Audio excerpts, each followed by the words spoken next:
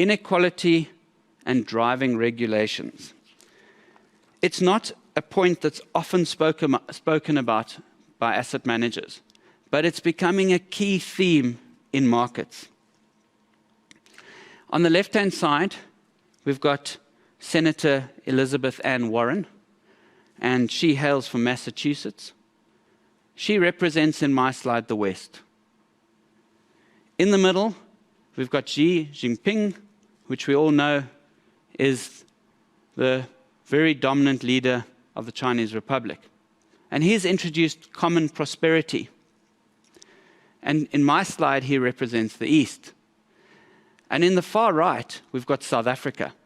On the front page of Time magazine, the world's most unequal country, represented by a township on the right and a suburb, probably Sandton, on the left. Why is this important? Well, what we're noticing globally is a concerted effort by regulators to intervene to deal with inequality. And it's happening through regulation.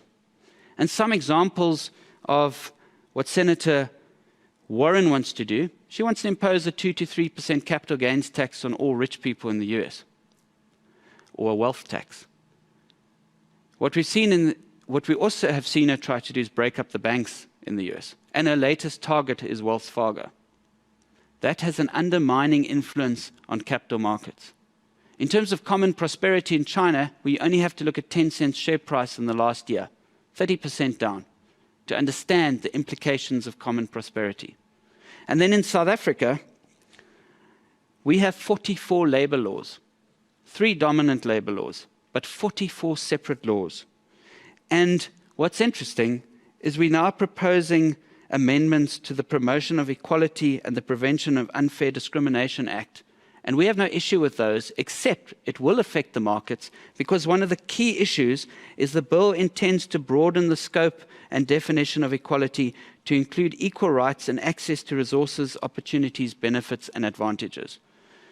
We know that that has what these kind of regulations do to capital markets. But we also understand why this is happening. The 1% richest group of people in the world own 46% of the world's wealth.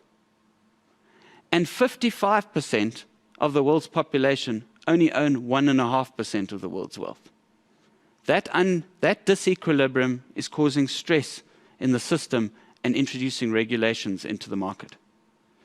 And also, another slide which we think is particularly interesting is the top 10 billionaires globally, collective wealth exceed the GDP of many of the biggest countries in the world.